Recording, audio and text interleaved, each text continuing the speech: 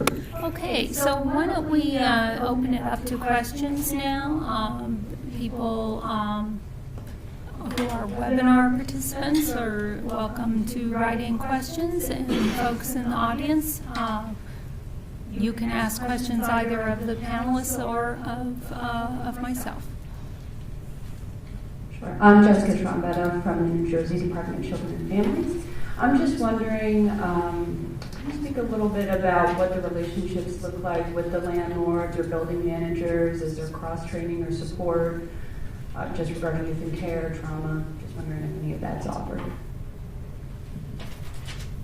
Our housing authority does some in Salt Lake, but I think that's something that I would probably the next go around get caseworkers more involved with, because there's so many of those issues that come up that can be, with a little bit more communication and a little bit stronger advocacy, that can be managed. And so I feel like DCFS kind of left that to the housing authorities, where I think our case managers, and I'm not going to call them case managers anymore. The thing I would do different this go around is call them coaches. It's huge, and I know I'm backtracking on everything now, but kids do not want a case manager, okay? We had our worst results from the kids that were case managed from DCFS compared to those that were case managed from the homeless, the VOA homeless center, okay? They actually kept their appointments, they let the person in because they didn't see them as that system agency person. I would never ever go with case managers again in my life. Because kids need, even though, yes, it's DCFS, and a lot of them, it's the same workers that maybe they've had, so they know them, but I really think that just symbolically, they need that difference in words. This is not a case manager, it's not your caseworker. So that's my soapbox. Thanks, Minna. To answer your question from Colorado, our Office of Homeless Youth Services and Division of Housing does provide a conference, the Housing Choice Conference, and then several trainings where they do talk about serving this population of young people. And then our housing coordinator actually goes out with each of the young people. Our coaches visit with, they help the young people find the units, and so they help them negotiate those relationships and read through the lease and understand what, if you have to cut the grass, this might not be the one for you because you don't even have a lawnmower. So helping the young people choose the kind of lease that will work best for them, and then helping them learn how to work with the landlords to resolve issues when they come up, as they often do. Do we have another question? Over here.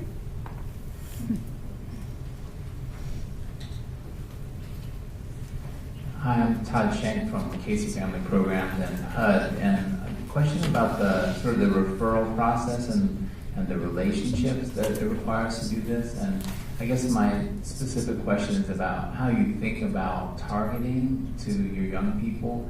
And I think in different sites it would depend on whether you have unmet needs and whether you have other resources for serving youth. But you know, are you thinking more about the youth who are most likely to succeed, or the youth who are in the most need? And I think so in each of your sites. And then also, how do you manage those decisions together between the Public Housing Authority and the Child Welfare System? I'll go back to my, when we received the 100 vouchers, we were just so blessed, and it happened so fast, and we had to fill them within a certain amount of time. And so we really didn't have an opportunity. Like I feel like we got lucky. We got to serve both populations. We got to serve those that, like, wow, they are ready to launch. He's enrolled in school. He's got himself a car, insurance. Wow, we've got someone over here that's struggling. They've got this job. Sometimes it's hit and miss. Not sure they're going to be able to make. So we didn't have to make those decisions yet. I think we're down the road when the funding comes back. I think historically in Colorado, when we received our initial FUF grant, the statewide public housing authority did a lot of the convening of the various partners, and we really had some conversations in Colorado about kind of thinking about the program very much like a lot of our other housing choice voucher programs, where if somebody says that they would, have a need, then we attempt to serve them. And that seems to be kind of a value that seemed to resonate as we were looking at this program as well. So there hasn't been We've certainly been looking at strategies to work with the different types of youth that present over the years and their different needs. But I think our focus has really been on HUD's eligibility for the Family Unification Program, which states that the young person has to have been in care for at least one night on or after their 16th birthday and is now at least 18 and is inadequately housed or in imminent risk of being inadequately housed. So they're either homeless or something that's real near homeless.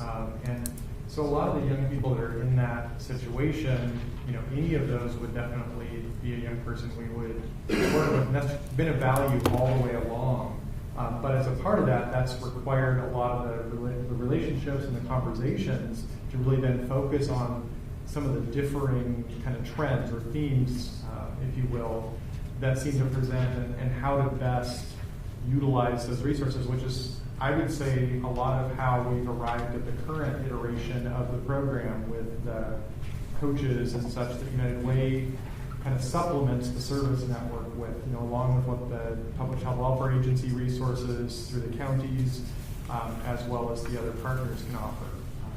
So, Andrew, it sounds like neither you or Dina really target vouchers to some subset of youth. Instead, you serve all youth who are eligible on a first-come, first-served basis. Is that right? Yeah. We developed a readiness matrix, I think, to give to our referring partners to say these are the kind of youth that we see have the most success.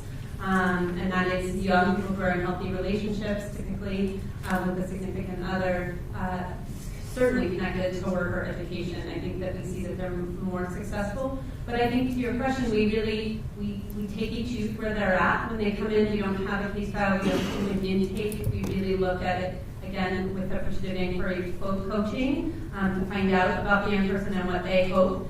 We use several different sort of activities, including a video project where young people can express what their hopes are and what they recall from their time in care and develop strong relationships with them. And then we really do use data. And again, we're only about 2 years in with our efforts to outcome data, but we're able to craft services best for the young people, both based off of those relationships and what they tell us they need, but also through the data. So just looking at a snapshot, currently we have 114 youth in our that are utilizing vouchers in Denver. And again, sequester prevents us from filling all of the vouchers we have available, but 37 of those young people have less than 12th grade education.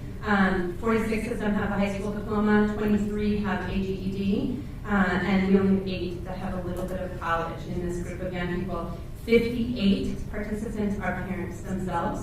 So talking about the services that we need to provide to young people under 22 who are parenting themselves allowed us to enter into a partnership with the Nurse Family Partnership that does home visitation for 2 years with each one of these young people that are pregnant or parenting. And that's a service our coaches can't provide, but certainly it's that village of people we can bring along and connect those young people to. So providing home-based services, again, that nurse creates a relationship with the young person to help them best break that cycle, potentially, of losing their children. And then we do look at our income also, and so 71 of our young people have income coming either from work or from SSDI or some other source, but that helps us target what those services are that we offer based on that data. So really using the relationships as well with our young people as well as our community-based partners to make these services the best for our young people.